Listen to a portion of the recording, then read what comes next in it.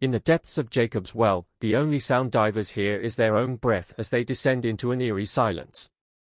Located in Wimberley, Texas, Jacob's Well is widely known for its folklore and the risks it presents to divers, with a network of hidden rooms and dangerous layers of silt that have claimed the lives of at least 12 people. Recently, travelers have become increasingly drawn to uncover the secrets of the spirits said to reside within its depths. The allure of danger and mystery remains strong, as the treasures hidden beneath its surface continue to captivate and attract the brave. Jacob's Well is far more than an ordinary swimming hole. It is a place where the beauty and mystery of nature intertwine, offering more than just a spot to cool off. This dark blue well in the Texas Hill Country is a vibrant ecosystem, home to quail, roadrunners, turkeys, water snakes, sunfish, Guadalupe bass, crawfish, and even rare blind salamanders in and around its waters. Beyond its rich biodiversity, Jacob's Well is also a geological wonder, recognized as Hays County's longest cave and the second longest fully submerged cave in Texas. Although some refer to it as a spring, its complexity far surpasses that.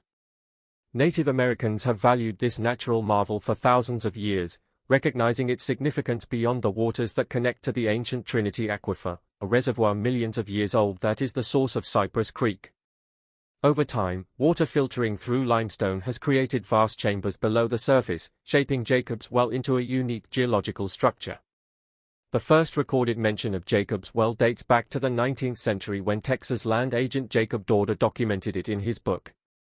He admired the well's flawless roundness, likening it to the work of a skilled artisan, and noted the water's remarkable clarity, where even a pin drop could be seen from above. Some skeptics believe Dorder may have exaggerated his descriptions to attract settlers to the land he owned nearby. Despite sharing a name, many doubt the well was named after him, with others suggesting it is linked to the biblical account of Jacob, whose well never ran dry. For generations, Jacob's Well was known for its strong outflow. Early records describe it as a fountain-like spring that pushed water into the air, making it impossible for divers to reach its depths.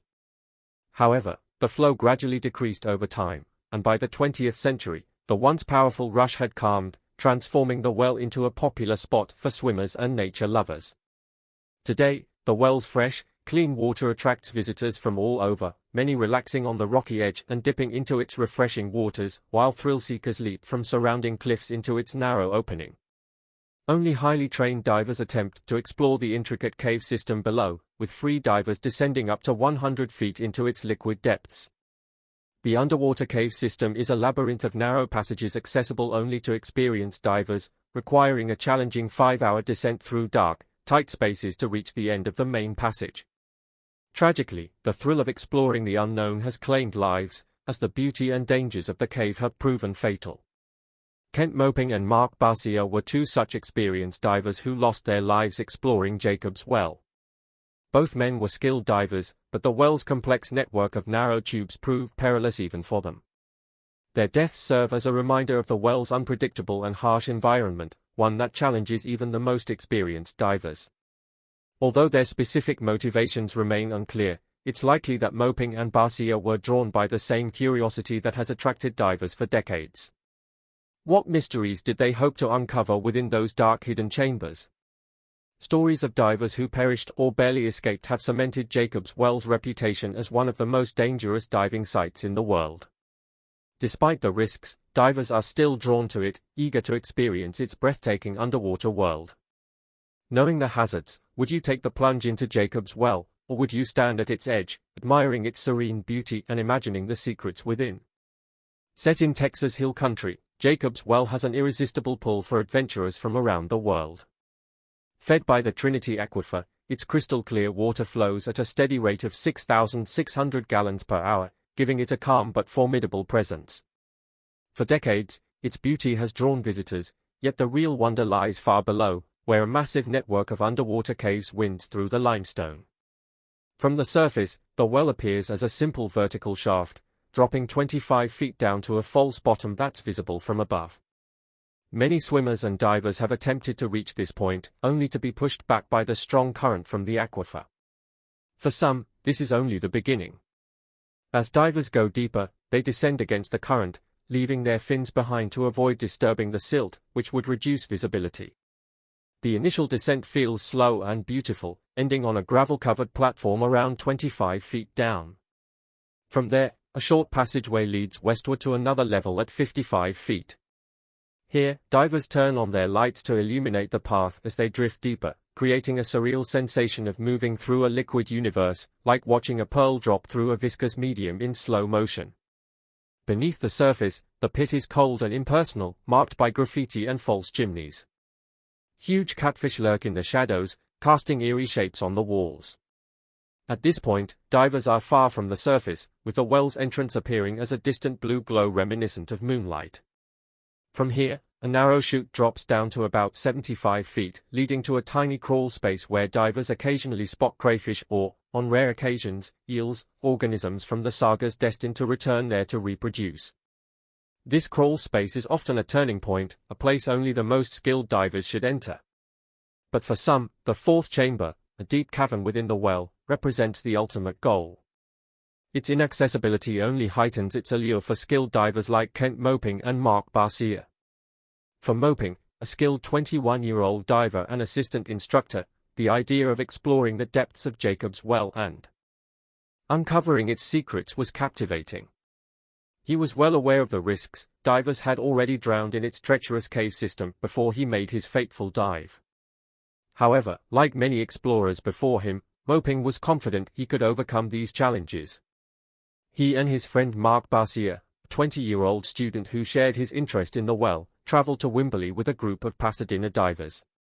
Their final dive took place on September 9, just after midnight. Along with a few others, Moping and Barcia plunged into the clear waters, passing the 25-foot false bottom and moving further into the maze-like passageways of the well, aiming for the notorious last squeeze, a tight passage at the very end where several divers had already lost their lives. Despite the recognized dangers, Moping and Barcia were determined to press on. Ignoring all warnings, they decided to proceed without backup lights or a safety line, two essential items for cave diving in such dangerous conditions. As they approached the final squeeze, Moping removed his tank, backing into the tiny tunnel and pushing it through behind him. Barcia followed, mirroring his friend's movements until they vanished into the darkness.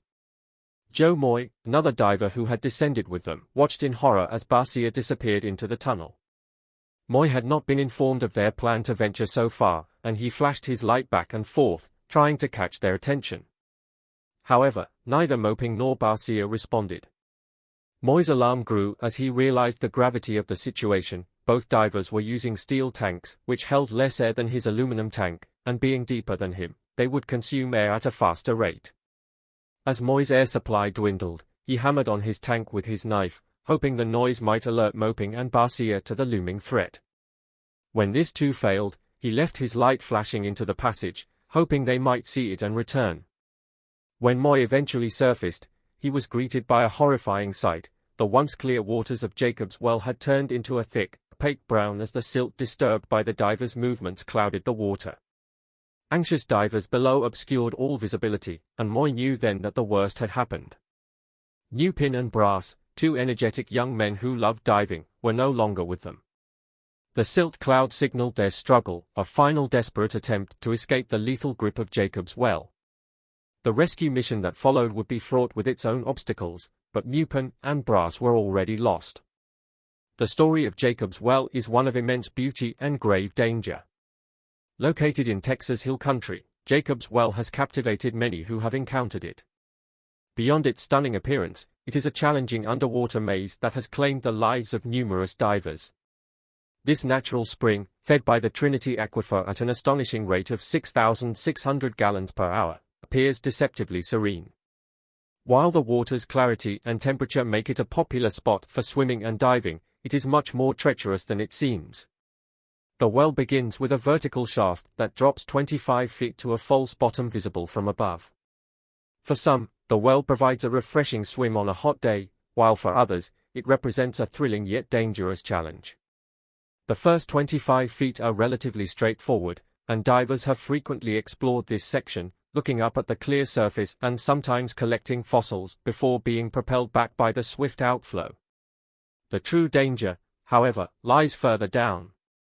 As divers descend beyond this initial section, they must navigate narrow passages and deceptive features, often requiring specialized equipment and significant experience. In the 1950s, the first scuba divers ventured beyond the well's initial drop, opening a new era of deeper exploration. While deeper dives have become more common, they are not without risk. Divers often leave their fins behind to avoid stirring up sediment and losing visibility. The descent feels like a slow slide through an otherworldly environment, ending on a gravel-covered level at about 25 feet. From there, a corridor extends west and down to another level at 55 feet, where divers rely on their lights to maneuver through a small sinkhole-like area filled with false chimneys and home to large catfish. The surroundings are cold and barren, with the entrance casting a ghostly blue light that illuminates the passage faintly. At around 75 feet, a low-ceiling tube opens into a narrow crawl space inhabited by crayfish and eels. Divers can usually pass through this section without removing their tanks, but it is a dangerous environment. The well becomes increasingly treacherous at this depth as the crawl space leads to a tall, narrow room with an air pocket at the top. This area marks the start of the route to the fourth chamber, captivating for its inaccessibility, despite lacking the visual splendor of the others. In this harsh setting, the story of Kent Mupin and Mark Brass unfolds, a tale of adventure, risk, and ultimately tragedy. At only 21, Kent Mupin was an experienced diver and an assistant diving instructor. His fascination with Jacob's Well had driven much of his diving career.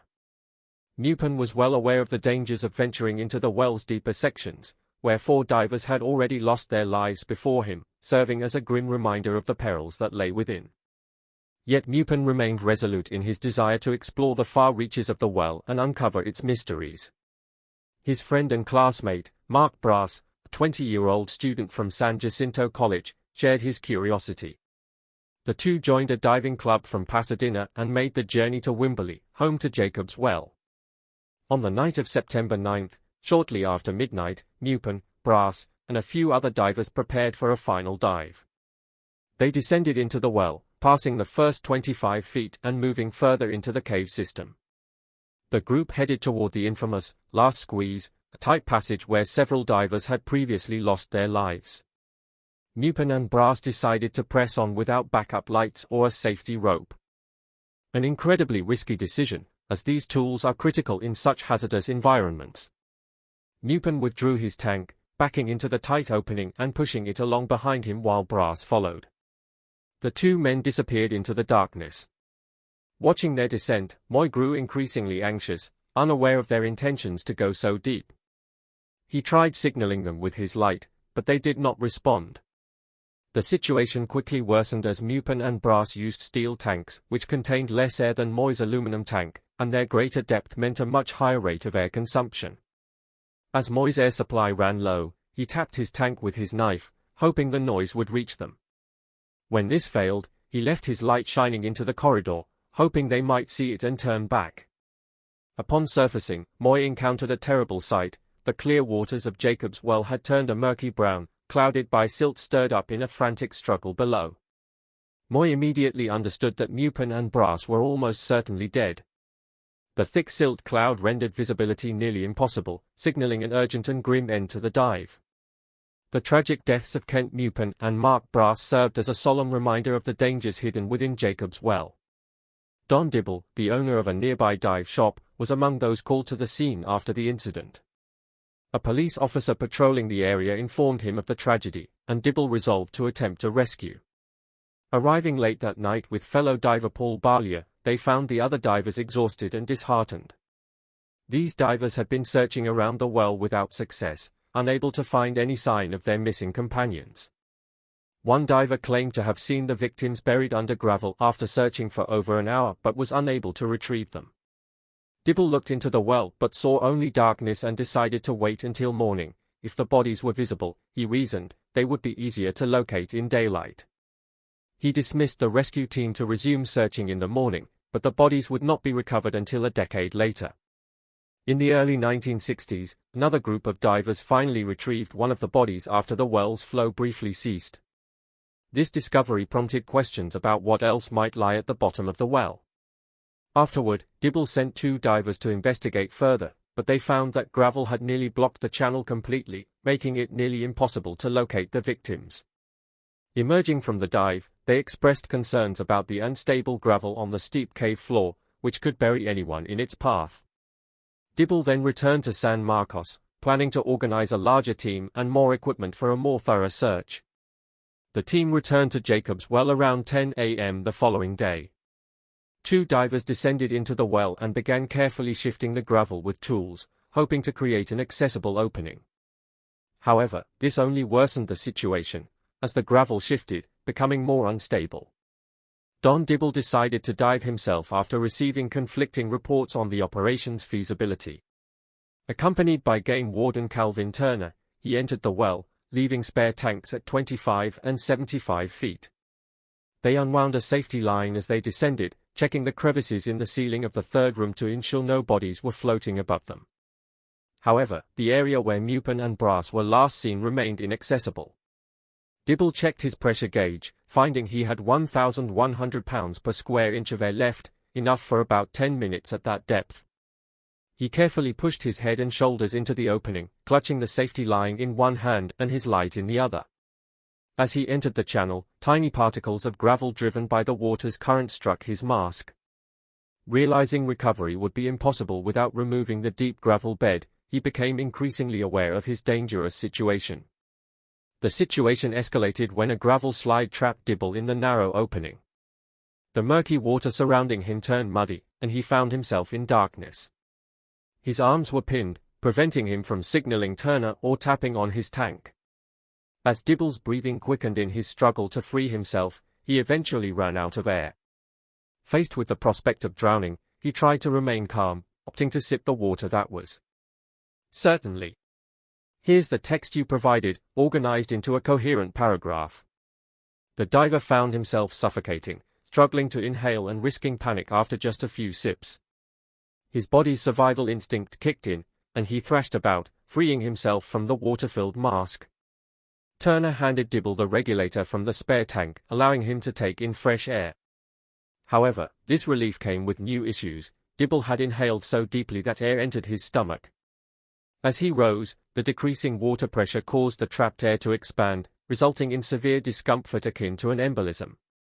Standard treatment for this condition involves a simulated dive in a recompression chamber, but Dibble's approach offered minimal relief. His suffering continued until a doctor at another hospital ordered X-rays, which revealed a rupture in Dibble's stomach wall and a diagnosis of peritonitis, a severe condition comparable to 5 burst appendices. During surgery, the doctor found Dibble's abdomen swollen and resembling a basketball. Eventually, Dibble recovered, and the search for the missing bodies continued. He sought help from experienced diver Don Broad of Austin, a well-known diver with a gruff manner and strong convictions, who had a deep interest in Jacob's Well. Having dived there since high school, Broad had even uncovered the remains of an old water wagon and horseshoes. Despite his disdain for physical recovery, he was an excellent choice for the task, successfully recovering the bodies of 2 divers who had perished in Jacob's Well in 1965, along with their equipment bags and logbooks. The bodies were found near the final channel, with their lights still glowing after so many years. Broad also uncovered the remains of a few unidentified divers, serving as a haunting reminder of the well's dangers. Following Dibble's release from medical care, he faced significant debt, owing $888,000 due to a lack of insurance coverage. However, the diving community rallied around him, raising funds through appeals in *Skin Diver magazine and an underwater film festival that directed its proceeds toward his medical expenses. Eventually, Dibble's doctor cleared him to resume diving, and after Christmas, he planned to return to Jacob's Well. He organized a team of divers and gathered several bags of Portland cement on a clear winter day toward the year's end. Preparing for the dive, Dibble donned his wetsuit, noting the scar that ran down his belly and feeling apprehensive about returning to the well. The team lowered the cement bags to the first level using ropes, hauling them manually to the 75-foot mark, where they intended to build a barricade. The task was strenuous, resembling a flight attendant struggling to load a heavy truck with luggage, yet they finished the wall by mid-afternoon, securing it with metal rods to ensure stability and allow water flow from the depths. Following the tragic accident involving Kent Moping and Mark Breyer, Dibble's actions to block the final passage of Jacob's well reflected his determination to prevent further losses. However, the allure of the well remained strong. A stronger grate was installed to deter unauthorized divers, but it proved ineffective in 2015 when 21-year-old diver Diego Adam experienced a near-fatal incident while free diving at around 100 feet. He lost a fin, severely limiting his mobility. With his lungs desperate for air, Adam decided to abandon the fin and attempt to surface. His calm demeanor and knowledge proved crucial in this tense situation, allowing him to surface just as his body was on the verge of oxygen exhaustion, narrowly escaping becoming another casualty of Jacob's well. The world of extreme underwater exploration is thrilling yet dangerous. Jacob's Well in Texas is famous for its perilous depths and complex cave systems, but it is not the only diving spot with significant risks. Many dive sites worldwide offer incredible experiences, each with its hazards. For instance, Florida's Eagle's Nest sinkhole is often called the Mount Everest of diving due to its treacherous conditions. This sinkhole is over 300 feet deep and takes divers through a complex cave system of narrow passages and winding tunnels. The primary danger is its extremely low visibility, which can disorient divers in its labyrinthine channels. Eagle's Nest has a grim history, claiming numerous lives, with one recent tragedy involving 55-year-old Charles Odom, who entered the sinkhole with 3 companions while exploring the cave's famous ballroom chamber. Odom collapsed approximately 100 feet in, and despite his companions' efforts to rescue him, he was pronounced dead at the hospital. His death is part of a troubling trend, as at least 10 divers have lost their lives here since 1981. The Eagle's Nest was even closed to divers between 1999 and 2003 due to its deadly reputation, yet the thrill of this challenging dive still attracts divers from around the globe. Another dangerous diving location is the Temple of Doom, a sinkhole in Tulum, Mexico. This cenote, or natural pit, is as treacherous as it is beautiful. The cenote's crystal-clear waters can be deceiving, leading divers into a complex network of underwater caves and tunnels where the risk of becoming lost or trapped is high. Warnings of the Temple of Doom's dangers are clearly marked with a skull and crossbones sign at the entrance to the tunnel system. Despite the warnings, the site remains popular among experienced divers looking for a unique and challenging dive. In Australia, the Shaft sinkhole near Mount Gambier is another hazardous diving location, discovered in 1938 when a farmer noticed a section of ground had collapsed. The Shaft sinkhole has drawn divers eager to explore its depths. This sinkhole is an enormous underwater cavern stretching 140 meters in length and 80 meters wide at its narrowest point. It features 2 massive tunnels leading from either side of a submerged rock pile, 36 meters deep. The shaft's dangers were made apparent in 1973 when a group of 8 divers entered the cavern, but only 4 resurfaced. The missing divers' bodies were found 8 months later after an extensive search by a specialized diving crew. These diving locations, while beautiful and unique, serve as reminders of the risks involved in extreme underwater exploration. Over the years, this place has witnessed countless fatalities, marking it as one of the most perilous diving spots in the world. The immense depth of the sinkhole, coupled with the ever-present risk of disorientation within its cave system, amplifies its danger. Nevertheless, despite these concerns, the Shaft sinkhole continues to attract divers in search of a challenging and intense experience. We now delve into the depths of the Salmon Hole in the Gulf of Thailand, the deepest diving location in the region, reaching depths of up to 280 feet. The Salmon Hole is daunting not only because of its depth but also because of its position within an active maritime zone frequented by large oil tankers. Divers must skillfully navigate around these massive vessels, adding a layer of danger to their underwater experience. Additionally, strong currents swirl unpredictably around the hole, which can quickly shift and catch divers off guard, sweeping them into precarious situations. Within these murky waters lie aggressive barracudas, predatory fish notorious for their hostility, making visibility nearly zero and challenging for divers to spot these dangerous creatures before it is too late. To heighten the risk, the Salmon Hole is also an explosive dump site littered with unexploded bombs from past conflicts. Divers need to exercise extreme caution to avoid disturbing these hazardous remnants. The confined paths and tight spaces within the hole further add to the danger, as divers may become disoriented or even trapped, requiring strong navigational skills and a calm demeanor to avoid potentially fatal errors. Yet, despite the substantial risks, the salmon hole remains a magnet for divers eager to tackle its unique obstacles and experience the allure of its underwater mysteries. The appeal of these extreme diving destinations is undeniable, drawing divers who crave adventure and are willing to confront the inherent dangers of such challenging environments. Each of these locations presents its own set of challenges, demanding divers possess advanced skills, significant experience, and a deep respect for the unpredictable nature of these underwater worlds. The tales of these hazardous dive sites remind us of the inherent risks tied to exploring the depths of our oceans and cave systems. Whether it's the perplexing maze of the Eagle's Nest, the deceptively beautiful Temple of Doom, the vast and treacherous shaft sinkhole, or the hazardous setting of the salmon hole, each destination requires meticulous preparation and a comprehensive understanding of the potential perils involved. As we conclude our exploration of these legendary diving sites, it's clear that while the allure of extreme underwater exploration is powerful, the importance of safety cannot be overstated. Divers must approach these challenging environments with respect and caution to ensure their safety and well-being. Thank you for joining us on this journey to some of the world's most dangerous dive destinations.